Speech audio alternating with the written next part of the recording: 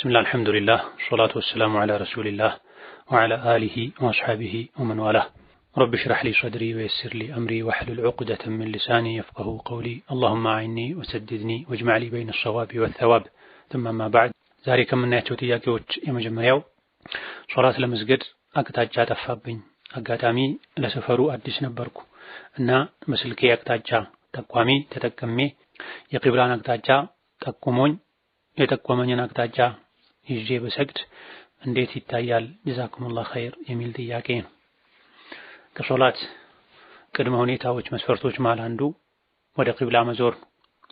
ቂብላን በትክክል ማወቅ የሚችል ሰው ወደ ትክክለኛው አቅጣጫ እንጂ መስገድ አይፈቀድለትም። በጉዞ ምክንያት እስር ቤት በመሆኑ በተለያዩ ቂብላን እንዳያውቁ በሚያደርጉ ምክንያቶች ቂብላን ማወቅ ያልቻለ ሰው በመጠየቅና አጋዥ ነገሮችን በመጠቀም ቂብላ ነው ብሎ ወደ ገመተው አቅጣጫ መስገድ ይጠበቅበታል። በዘመናችን ያሉ የቂብላ ጠቋሚ መሳሪያዎችን መጠቀም ይቻላል። ነገር ግን የሚጠቀሙት የቂብላ ጠቋሚ መሳሪያ ትክክለኛ መሆኑን ያልተበላሸ መሆኑን አሰራሩን ማወቅ ያስፈልጋል። እነዚህ መስፈርቶች ተሟልተው ከሆነ ቂብላ ጠቋሚ መሳሪያን ተጠቅመው የሰገዱት ሶላቱ ትክክል ነው። ሌላኛው ጥያቄ እኔ እቃ ማውረጃ እና መጫኛ ሾፌር ነበርኩ። ነዳጅ አለቀብኝና ነዳጅ ለማውጣት ከበርሜል በቱቦ ስስብ ወደ ሆዴ ገባ። በሰዓቱ ረመዳን ስለነበረ ጾመኛ ነበርኩና ጾሜ ይበላሻል ወይስ አይበላሽም? ከተበላሸ ቀዷ እንዳወጣ ነው የሚል ጥያቄ ነው። ጾመኛ የሆነ ሰው የሚችለውን ያክል መጠንቀቅ አለበት። ጥንቃቄ ከማድረጉ ጋር ወደ ሆዱ ውሃም ይሁን ሌላ ጾም የሚያፈርስ ነገር የገባበት ሰው አውቆ እስካላደረገው ድረስ በዚህ ጾሙ አይበላሽ። ጾመኛ ውዱ ያደረገ አፉን ሲጉመጠመጥ ውሃ ወደ ውስጥ አልፎ ቢገባበት ጾሙ እንደማይበላሸው ሁሉ የተለያዩ ስራ የሚሰሩ ሰዎች ሳያስቡት ጥንቃቄ ከማድረግ ጋር ወደ ሆዳቸው የገባ ነገር ጾም ያበላሽባቸው። ሌላኛው ጥያቄ አንድ ሰው ከሞተ በኋላ ቤተሰቦቹ በጣም አዝነው ብዙ ጊዜ የሚያለቅሱ ከሆነ ሟች በቀብር ውስጥ ይቀጣል ይባላል። በእነሱ እንባ ምክንያት ይህ እንዴት ይታያል ከሸሪዓ አንፃር? እንዲሁም በተመሳሳይ ወንድሜ አላህ ይርሐመውና ከሞተ 5 ወር አካባቢ ሆኖታል እና እናቴ በጣም አዝናለች፣ እያለቀሰች አስቸግራናለች። በሷ ለቅሶ ወንድሜን አላህ ይቀጣዋል፣ እሳት ያስገባዋል። በሷ ሰበብ የሚባለው እውነት ነው? ቢያብራሩልኝ እና እናቴንም ነሲሃ ቢያደርጉላት የሚል ጥያቄ ነው። ናም ሐዲስ ላይ የሞተ ሰው በህይወት ያሉ ሰዎች በማልቀሳቸው ይዓዘብ ይሰቃያል የሚል ሐዲስ አለ። መሰቃየቱን የሐዲስ ሊቃውንት እንደፈሰሩት ሩሑ ትሰቃያለች ማለት እንጂ በእሳት ይቀጣል ማለት አይደለም። ምክንያቱም የሰው ልጅ እሱ በሰራው ስራ እንጂ ሌሎች በሰሩት ስራ ባጠፉት ጥፋት አይቀጣምና ተብሎ ተፈስሯል። ስለዚህ ለይዓዘቡ ማለት ቤተሰቦቹ በማልቀሳቸው በመሰቃየታቸው ሰብሩ በማጣታቸው የእሱ ነፍስም አኺራ ላይ ትሰቃያለች ትጨነቃለች ማለት ነው እንጂ የተፈለገው በጀሃነም እሳት ይቀጣል ማለት አይደለም ተብሏል። ወይም ደግሞ ቤተሰቦቹ ሊያለቅሱ ሙሾ ሊያወርዱ ሊረበሹ ከቀደር ጋር የሚጋጭን አካሄድ ሊሄዱ እንደሚችሉ እያወቀ የወዳጆቹን ጸባይ ከማወቁ ጋር ሶብር አድርጎ አላህን ፍሩ ከሸሪዓ ጋር የሚጋጭን ነገር አታድርጉ ብሎ ሳያስጠነቅቅ ወሱያ ሳይናገር ከሄደ ነው የተባለበት ሁኔታም አለ። የሰው ልጅ የሚቀጣው የሚጠየቀው ራሱ ባጠፋው ጥፋት ነው፣ ራሱ በሰራው መጥፎ ስራ ነው፣ ወይም እንዲሰራ እሱ ሰበብ በሆነበት ነገር ነው። ከሞተ በኋላ ሰዎችን አልቅሱ ብሎ ካልሄደ እንዲያለቅሱ አመቻችቶ አበረታቶ ካልሄደ በስተቀር ዱንያ ላይ ያሉ ሰዎች በራሳቸው ፍላጎት በማልቀሳቸው እሱ ጀሃነም ይገባል ይቃጠላል ማለት አይቻልም። ሸሪዓ ላይ ወሱያ መናገር ተወዳጅ ነው። ከወሱያው አንዱ ቤተሰቦቹን ሟች ጣርሞት ላይ ደረሰ ሰው አላህን ፍሩ፣ በሱና መሰረት ቅበሩኝ፣ ሶብር አድርጉ ብሎ መናገር አለበት። በእርግጠኝነት አኺራ ላይ የሚያስጠይቀው የሚያስቀጣው ቤተሰቦቹ በሸሪዓ በወጣ መልኩ እንዲያለቅሱ ሙሾ የሚያወርደን ሰው እንዲያመጡ የሱን ዝና እየዘረዘሩ እንዲያለቅሱ እንዲያስለቅሱ አድርጎ ከሄደ ይሄኔ እሱ ተጠያቂ ይሆናል። በስራው ሰዎችን ለወንጀል በማነሳሳቱ ይጠየቃል ማለት ይቻላል። ልጅም ይሁን ወዳጅን ያንተ ሰው ሶብር ሊያደርግ ይገባዋል። ሶብር ካደረጉ በደረሰው ሙሲባ አኺራ ላይ አጅር ማግኘት ይቻላል። ሶብር ካላደረጉ ግን ሁለቱንም ማጣት ነው የሚሆነው። ወዳጅንም ማጣት፣ ወዳጅ በማጣት የሚገኘውንም አጅር ማጣት ጭምር ይሆናል። አላህ ተባረከ ወተዓላ የወደደውን ሰው ይፈትናል ተብሏል። ፈተና ገንዘብ በማጣት ሊሆን ይችላል፣ በመታመም ሊሆን ይችላል፣ ወላጅን ልጅን በሞት በማጣት ሊሆን ይችላል። አላህ የፈተነው ሰው ፈተናውን የወደደ የተረጋጋ ለኸይር ነው ያለ አልሐምዱሊላህ ያለ አላህ ይወደዋል። አላህ ለፈተና ያደረሰበትን ነገር የጠላ የተበሳጨ የተወራጨ ደግሞ አላህ ይጠላዋል ተብሏል። ስለዚህ እናት ሶብር ልታደርግ አልሐምዱሊላህ ልትል ኢስላምን ዲንን ተውሂድን ይዞ የሞተ ሰው ሀገር ቀየረ እንጂ የሚባለው ነገ ሁላችንም አላህ ዘንድ እንደምንገናኝ ተስፋ በማድረግ ሶብር ማድረግ፣ ለሟቹ ዱዓ ማድረግ፣ አቅም ካለ ሸሪዓውን በጠበቀ መልኩ ሰደቃ መስጠትና ነገ አኺራ እንገናኛለን ያሉ ራስን ማጽናናት ተገቢ ነው። በዚህ ዙሪያ ካሁን ቀደም የተሰጠ አጠር ያለ ሙሐደራ አለ። ወዳጅን በሞት ላጣ ሰው የተሰጠ ምክር የሚል አይነት ርዕስ ያለው በትክክል ርዕሱን አላስታውስም። ይሄን ዛዱል መዓድ ቴሌግራም ቻናል ላይ ማግኘት ይቻላል። ሌላም ጥያቄ ጓደኛዬ ያለፉት 6-7 ዓመታት ለዘካ የደረሰ ሀብት ቢኖረውም አውጥቶ አያውቅም፣ ግን ባለማወቅ እንደሆነ ነገረኝ። አሁን እንዴት ያውጣ? ያለፈው ወይስ አሁን ዓመት እንደሞላው አስቦ ያውጣ? ከፋራስ አለበት የሚል ጥያቄ ነው። ባለማወቅ ከሆነ ማዘግየቱ ወንጀለኛ አያደርገውም። ምንም እንኳ ሙስሊም ሆኖ ስለ ዘካ ምንም የማያውቅ ሰው አለ በዚህ ዘመን ማለቱ ከባድ ቢሆንም የዲን እውቀት ያልደረሰበት ድንበር ላይ ጠረፍ ላይ በረሃ ላይ የሚኖር ሰው አልያ ደግሞ አዲስ የሰለመ ሰው ከሆነ ላያውቅ ይችላል። በእንደዚህ አይነት ምክንያቶች ያላወቀ ሰው በማዘግየቱ ወንጀለኛ አይሆንም። ነገር ግን በየትኛውም መልኩ ያዘገየ ሰው በምንም ምክንያት ያዘገየ ሰው ያለፉ ዓመታትን ዘካ ማውጣት አለበት። ዘካ የገንዘብ የአላህ ሐቅ ነው፣ የምስኪኖች ሐቅ ነው።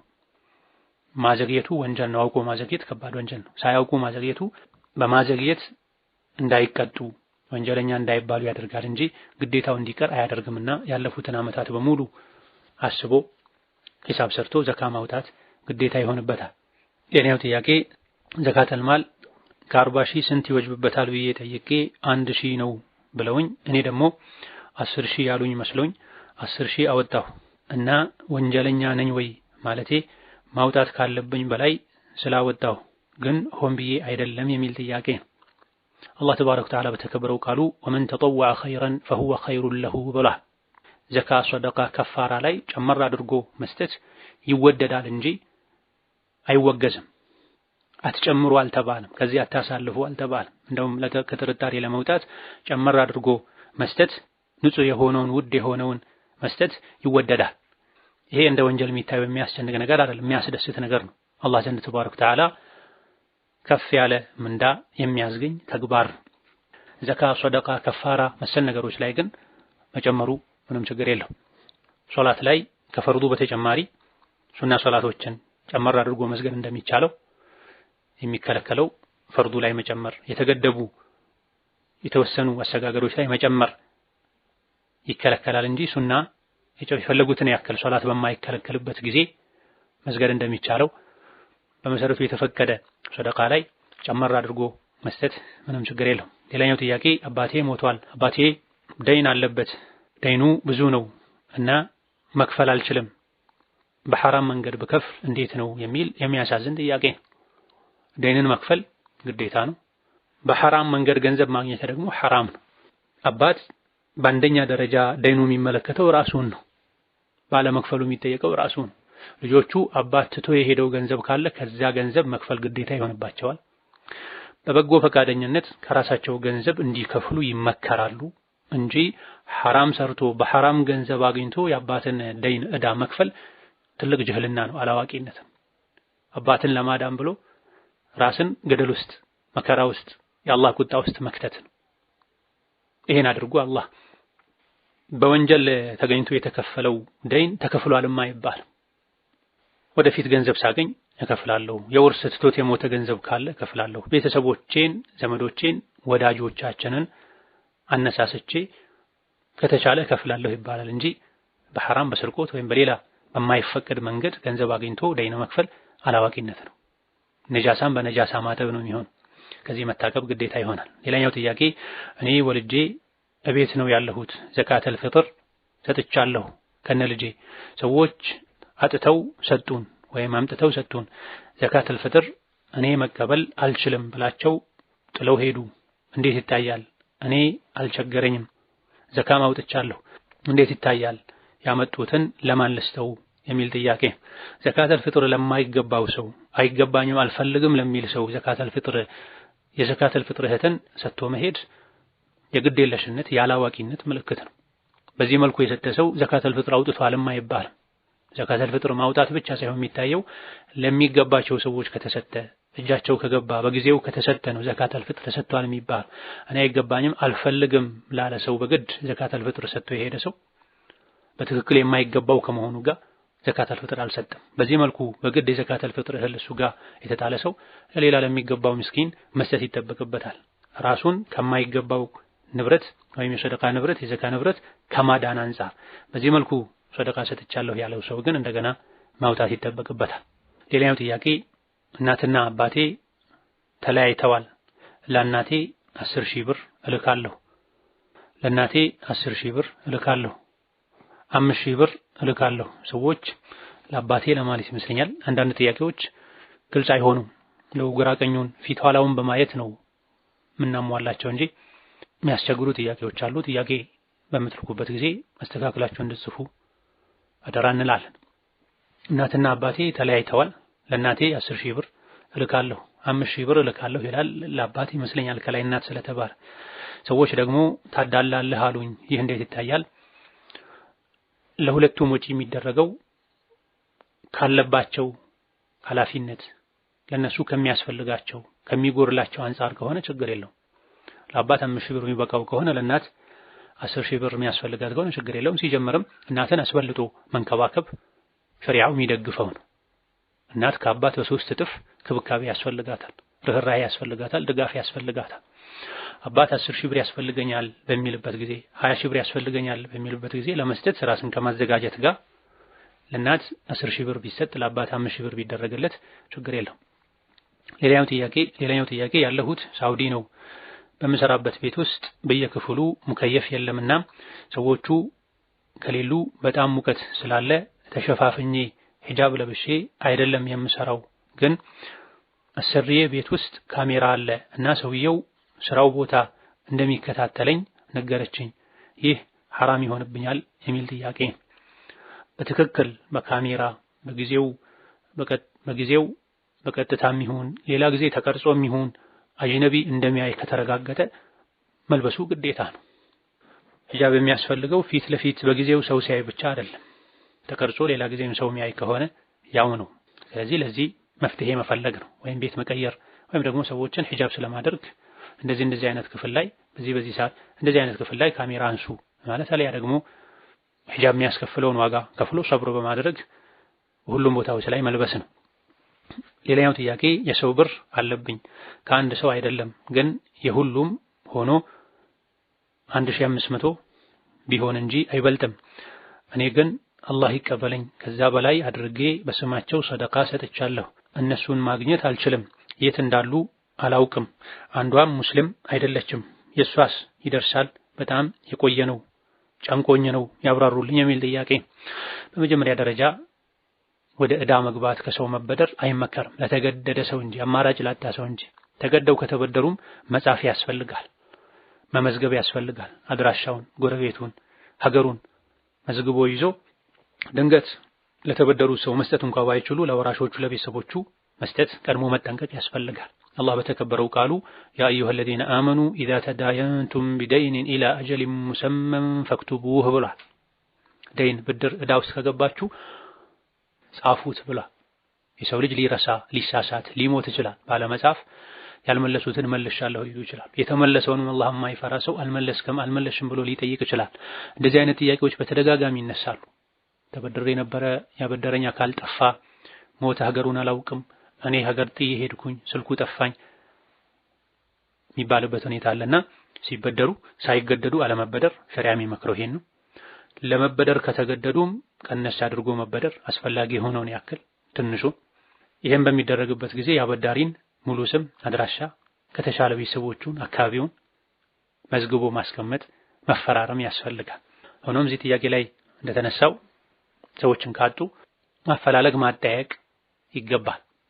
የሁሉ ተደርጎ ካልተገኙ ወራሽና ቤተሰባቸውን ዘመዳቸውን ማግኘት ከተቻለ ለነሱ ይሰጣል። ይሄንን ማድረግ ካልተቻለ ተነይቶ በእነሱ ስም ሰደቃ ይሰጣል። ይሄ ከተደረገ በኋላ ከመጡ ሰደቃ ሰጥቼልሃለሁ ከፈለክ አጅርህን ከአላህ ዘንድ ጠብቅ፣ አይ አልፈልግም ካልክ ደግሞ እንካ ገንዘብህን ይባላል። የካፍሩን በተመለከተ ካፍር አኺራ ላይ የሚያገኘው አጅር የለም። ነገር ግን ነብዩ ሰለላሁ ዐለይሂ ወሰለም ካፍር በጎ ስራ መልካም ነገር ካደረገ ሰደቃ ከሰጠ ካበላ ካጠጣ እዚሁ ዱንያ ላይ አላህ ያበላዋል ያጠጣዋል ተብሏል። ስለዚህ ለአኺራ ባይጠቅም እዚህ ለዱንያው አላህ ይክሰዋል ተብሎ ይታመናል። ሌላኛው ጥያቄ የዛሬ 7 ዓመት አካባቢ 13000 ሪያል ለሰው አበድሬ ነበረ። ሰውየው ወደ ኢትዮጵያ ገብቶ ስለነበረ በሰዓቱ በሚመነዘርበት ምንዛሬ አስብና ስጠኝ አልኩት። እሺ ያለኝ ግን እስካሁን አልሰጠኝም። አሁን ለጠይቀው ፈልጌ የዛኔ በነበረው ምንዛሬ እንዳልጠይቀው እኔ በጣም እጎዳለሁ እና ሰውየውን በአሁኑ ምንዛሬ ወይም በሪያሉ ስጠኝ ብለው ሐራም ይሆንብኛል ቢያብራሩልኝ የሚል ጥያቄ። አይሆንም፣ መሆን ያለበትም ይሄው ነው። ወይም በሪያል ስጠኝ ያኔ በተቀባበልነው ባበደርኩህ የገንዘብ አይነት፣ ካልሆነ ደግሞ ዛሬ ባለው ምንዛሬ ስጠኝ ማለት ይቻላል። ለሱም ግዴታ የሚሆንበት ይሄ ነው። ሌላኛው ጥያቄ በወራሾች መካከል በነበረ አለመግባባት ሳይከፋፈል 3 ዓመት የቆየ ገንዘብ ነበረ። አሁን ለወራሾች ድርሻቸው እጃቸው ላይ ገብቷል። እያንዳንዳቸው ከራሳቸው ድርሻ ላይ የ3ቱን ዓመት ዘካ ማውጣት አለባቸው። 3ቱንም ዓመት ገንዘቡን በጠቅላላ ደምረው ዘካ ሲያወጡበት ነበር የሚል ጥያቄ። 3ቱንም ዓመት ገንዘቡን በጠቅላላ ደምረው ዘካ ሲያወጡበት ከነበረ ዘካ ወጥቶለታል ማለት ነው። ዘካ የለበትም። ከዛ በኋላ ሁሉም የድርሻቸውን ካገኙ በኋላ ለየራሳቸው ዘካ ይወጣሉ። አንድ ሟች ሲሞት ትቶት የሞተ ንብረት በሙሉ የወራሾች ነው የሚሆነው። እያንዳንዱ ወራሽ ከንብረቱ ድርሻውን ሸሪዓ የሰጠውን ድርሻ ካወቀ በፈለገ ጊዜ እንደሚያገኘውም እርግጠኛ ከሆነ በእጁ እንዳለ ገንዘብ ነው የሚቆጠረው፣ ዘካ ማውጣት ይጠበቅበታል። ነገር ግን ከሱ አቅምና ፍላጎት ውጪ በሆነ መንገድ የውርስ ንብረቱ እጁ ሳይገባ ረጅም ጊዜ ከቆየ መቼ እንደሚገባም እርግጠኛ ካልሆነ ማውጣቱ ግዴታ አይሆንበትም። ሲያገኘው የአንድ ዓመት ቢያወጣ መልካም ይሆናል። እዚህ ግን 3ቱንም ዓመት ከጠቅላላ ገንዘቡ ዘካ ይወጣ ከነበረ የ3 ዓመት ዘካ ወጥቶለታል። ድጋሚ ማውጣት አይወጅብባቸውም። ያለፉትን የ3 ዓመታት ዘካ ድጋሚ ማውጣት አይወጅብባቸውም። ሌላኛው ጥያቄ አባቴ ሟች ነው እና አባቴ ሲሞት የሚሸጥ ቦታ ነበረው እና ልጁ እኔ ብቻ ነኝ። የአባቴ እናቱ እና እህቱ አሉ እና አንቺ ሴት ስለሆንሽ እናቱና እህቱ ያገኛሉ አሉኝ እና ይሄ እንዴት ይታያል ቢያብራሩልኝ የሚል ጥያቄ። ነዓም እናት ምንጊዜም ከሟች ልጇ ትወርሳለች። እህቱ ደግሞ ሟች ወንድ ልጅ ከሌለው ትወርሳለች። ወንድ ልጅ ካለው ትታገዳለች፣ ሐጅብ ትደረጋለች፣ እንዳትወርስ ያደርጋታል የሟች ወንድ ልጁ። ሟች ያለው ሴት ልጅ ከሆነ ጥያቄው ላይ እንደተባለው አው ሴት ልጅ የሟችን እህት አትከልልም፣ እንዳትወርስ አታደርግም። ወንድና ሴት ልጆች ክልክል ወይም ወንድ ልጅ ካለው ነው የሟች እህት የማትወርሰው። እናቱ በምንም ሁኔታ አትጋረድም፣ እንዳትወርስ አትደረግም። ሚስቱም እንደዚሁ፣ ልጆቹም እንደዚሁ። እህትና ወንድሞች ግን የሚወርሱበት ማይወርሱበት ሁኔታ ይኖራል። ስለዚህ አው እናቱና እህቱ ያገኛሉ። ሴት ልጁ የንብረቱን ግማሽ፣ እናቱ 1/6፣ እህቱ ደግሞ የተቀረውን ትወርሳለች። ጥያቄው ላይ የተገለጹ ወራሾች ብቻ ከሆኑ ሌሎች ወራሾች ከሌሉ። ሌላኛው ጥያቄ የባንክ ሰራተኛ መስራት አይፈቀድም ሐራም ነው ስትል ሰምቼ ነበረ። እናም ከወለድ ነፃ ባንክ መስራት አይፈቀድም፣ እስኪ ያብራሩልኝ። ከወለድ ነፃ የሚሰራንስ ማግባት ሐራም ነው? ጀዛከላህ ኸይር የሚል ጥያቄ ነው። በትክክል ከወለድ ነፃ መሆኑ ከተረጋገጠ፣ አሰራሩ ሙሉ በሙሉ እስላማዊ መሆኑ ከተረጋገጠ መስራት ይቻላል። እንደዚህ አይነት አሰራር የሚሰራ ባንክ ቤት ውስጥ ተቀጥሮ የሚሰራን ሰውም ማግባት ይቻላል። በትክክል እስላማዊ ካልሆነ መስራትም አይቻልም። እንደዚህ አይነት መስሪያ ቤት የሚሰራ ሰውም የገቢ ምንጩ ሐላል እስካልሆነ ድረስ እሱን አግብቶ ሐራም መብላቱ አይገባም። ሌላኛው ጥያቄ ልጄ የራሱን ሞባይል ሰበረ፣ አባቱም ካሰራሁልህ ሚስቴ ፍች ትሆናለች አለው። ለምን እንዲህ አልክ ስለው አናዶኝ ነው፣ ዳግም አሰራ እንዳይለኝ ነው አለኝ። በሌላ ቀን ብር አጠራቅም እንዳሰራልህ አለው። ልጁ ሌላ ገቢ የለውም አባቱ ካልሰጠው፣ እናም በሌላ ብር ቢሰራ ፍቹ ይጸድቃል ወይ የሚል ጥያቄ ነው። የተከበረውን የተቀደሰውን ኒካህን እንደዚህ ጫወታ ማድረግ ፈጽሞ አይገባም። ወላ ተተኺዙ አያቲላሂ ሁዝዋ ብሏል አላህ ተባረከ ወተዓላ።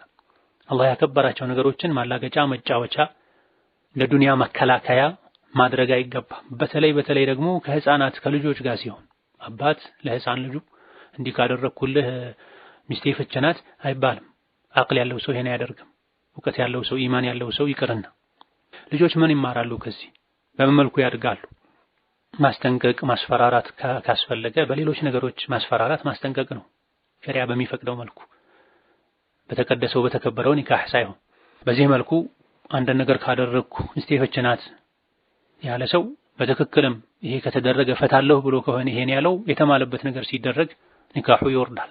እንዲሁ ለማስጠንቀቅ እንደ መሐላ ተደርጎ ከሆነ የመሐላ ከፋራ አውጥቶ ያን ነገር ማድረግ ይቻላል። እዚህ የተነሳውን ጥያቄ ራሱን በተመለከተ የሰውየው ንያ መታወቅ አለበት። በትክክል ስልኩን ላለማሰራት ፈልጎ ነው፣ ከራሴ ገንዘብ አላሰራልህም ከራስህ ገንዘብ ወይም ከሌላ ሰው ገንዘብ ከሆነ ግን አሰራለሁ የሚል ንያ ውስጡ ላይ ያለ፣ ይሄ ከባለ ጉዳዮች የሚታወቅ የልብ ጉዳይ ነው። ሲጀምርም የኒካህን ጉዳይ በዚህ መልኩ ጠይቆ ትክክለኛ የተሟላ መልስ ማግኘት ከባድ ስለሚሆን ከላይ የተብራራው ጥቅሉ መልስ በቂ ከሆነ አልሐምዱሊላህ፣ ካልሆነ በቀጥታ መጠየቅ ነው። በሁሉም ሁኔታ ላይ አባት ከማሰራት መታቀቡ ለጥንቃቄ የተሻለ ነው። ሌላ የሚያሰራበት መንገድ ካለ ወይም የሚያሰራለት ሰው ካለ ሌላ መንገድ መፈለግ ነው። ሌላኛው ጥያቄ ባለቤቴ ጋር የተለያየ ሀገር ነው፣ ዱባይና ሳውዲ ነን። በአካል አልተገናኘንም። ኒካህ አድርገን ነበረ፣ ስላልተስማማን ግን ተፋታን። ግን እኔ መልሼ ረጃቱ አልኳት። ሰዎቹ ስላልተገናኛችሁ ረጃቱ ማለት አይቻልም አሉኝ፣ ያብራሩልኝ የሚል ጥያቄ ነው። ከተጋቡ በኋላ ግብረ ስጋ ግንኙነት ሳያደርጉ ለብቻ ተገልሎ ሳያሳልፉ ፍቺ ከተከሰተ መልሻለሁ ማለት አይቻልም። አላህ በተከበረው ቃሉ ያ አዩሀ الذين آمنوا إذا نكحتم المؤمنات ثم طلقتموهن فما لكم عليهن من عدة تعتدونها ብላ እናንተ አማኞች ሆይ ሴቶችን አግብታችሁ ኒካህ አስራችሁላቸው ከዛም አብራችሁ ሳትሆኑ በፊት ከተፋታችሁ እነሱ ላይ ዒዳ የላቸውም ብሏል። ዒዳ ከሌለ ረጃዕቱ ማለት የለም ማለት ነው። ረጃዕቱ ማለት የሚቻለው የሸሪዓ መስፈርት ያሟላ ኒካህ ሲሆን፣ ኒካህ ካሰሩ በኋላ ተገናኝተው አብረው ካሳለፉ፣ ፍቺው የመጨረሻ ሶስተኛ ፍቺ ካልሆነ፣ በገንዘብ የተፋቱበት ካልሆነ ነው። ስለዚህ ትክክል ነው፣ ረጃዕቱ ማለት አይቻልም። ሌላኛው ጥያቄ እኔ ልጅ ያለሁኝ በ15 ዓመቴ ነበረ ያገባሁት። ፈልጌ ሳይሆን ቤተሰብ አስገድዶኝ ነው። ያለነው ገጠር ነው። ስለ ዲን አላውቅም፣ ግን እሰግዳለሁ አልሐምዱሊላህ። እንዳገባሁም ከባል ጋር ታድሮ ሻወር እንደሚወሰድ እንጂ ፀጉር እንደሚታጠብ አላቅም። የሰርግ ዕለት አንዷ ከሻወር በፊት ውዱእ እንደሚደረግ ብቻ ነገረችኝ። እኔም ፀጉሬን ሳልታጠብ ሻወር ብቻ አድርጌ እሰግድ ነበረ። አሁን ላይ አለመታጠቤ ወንጀል መሆኑን አወቅኩኝ። ሁልጊዜ ይረብሸኛል። ምን ማድረግ እንዳለብኝ ቢያብራሩልኝ የሚል ጥያቄ። የነበሩበት ገጠር ከከተማ ከዕልም መንደር ሩቅ ሆኖ ምንም አማራጭ ካልነበረ አለማወቁ ዑድር የሚሆንበት ደረጃ ላይ የደረሰ ከነበረ ላለፈው ችግር የለውም፣ ለወደፊቱ መጠንቀቅ ነው። ነገር ግን አካባቢ ላይ መስጂድ፣ መድረሳ፣ የዕልም ማዕከል ከነበረ ጠይቆ ማወቅ መማር መጠየቅ ማወቅ የሚቻልበት ሁኔታ ከመኖሩ ጋር በግዴለሽነት ከሆነ እንዲህ አይነቱ አላዋቂነት የተፈጠረው በዚህ መልኩ የተሰገዱ ሶላቶችን ቀዷ ማውጣት ግዴታ ይሆናል። እኔ በጊዜው ምንም አማራጭ የለኝም ነበረ፣ አካባቢያችን ላይ ዕልም አልነበረም፣ መስጂድ አልነበረም፣ እንደ ዛሬ በሚዲያ በሶሻል ሚዲያም ዕልም አልተሰራጨም ነበረ፣ እኔ ዑድር ነበረኝ ማለት የሚቻልበት ሁኔታ ከሆነ ወንጀል ነው አይባልም። ለወደፊቱ ብቻ ለማካካስ ልብም ንጹህ እንዲሆን እንዲረጋጋ ሱና ሶላቶችን ማብዛት ነው። ሌላኛው ጥያቄ ጓደኛዬ ባለትዳር ነበረች፣ ከዛ ተጣልተው ተፋቱ። ሲፈታት ሐይድ ላይ ነበረች እና ሲፈታት የነበረው ሐይድ ይቆጠራል ወይስ አይቆጠርም ያብራሩልኝ የሚል ጥያቄ። ሐይድ ላይ ሆኖ ከሐይድ ከጠራች በኋላ ግንኙነት ተደርጎ አይፈታም፣ ወንጀል ነው። ፍቺውም አይጸድቅም ያሉ በርካታ ሊቃውንት አሉ። ነገር ግን ትክክለኛው ፍቺው ይጸድቃል፣ በዚህ መልኩ መፍታቱ ወንጀል ይሆናል። ሐይድ ላይ ያለችን ሴት በሐይድ ጊዜ ሳትጠራ ሳትታጠብ መፍታቱ ወንጀል ይሆናል። መፍታቱ ወንጀል ይሆን እንጂ ኒካሑ ይጸድቃል። የቢድዓ አፈታት ይባላል። ወንጀል ያለበት አፈታት ይባላል።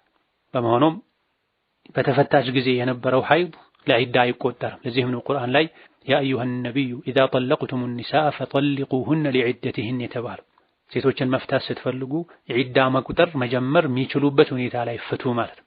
ከሐይድ ከጠሩ በኋላ ንጹህ ሆነው ከሐይድ ጸድተው ታጥበው ፍቷቸው ማለት ነው። ሐይድ ላይ ሆነውም አትፍቱ። ከሐይዱ በኋላ ጠርተው ግንኙነት በተደረገበት የንጽህና ጊዜም አትፍቱ። ከሐይዱ ጠርተው ንጹህ ሆነው ግንኙነት ሳይደረግ በዛ ጊዜ ፍቱ ማለት ነው። ይሄን ህግ ጥሶ አንድ ሰው በሐይዱ ጊዜ ቢፈታ ራጅሑና ትክክለኛው ፍቺው ይጸድቃል። ነገር ግን ዒዳ መቁጠር የምትጀምረው የተፈታችበት ጊዜ ላይ የነበረው ሐይድ አልቆ ከዛ በኋላ እንደገና ሌላ ሐይድ አይታ ስትጠራ ነው። ይህ ላይም በሊቃውንት ዘንድ ምንም አይነት ኺላፍ እንደሌለ ኢብኑ ቁዳማ ሌሎችም ጠቅሰዋል። هذا والله تعالى أعلم። ለዛሬ በዚህ እናበቃለን። وبالله التوفيق. السلام عليكم ورحمة الله وبركاته.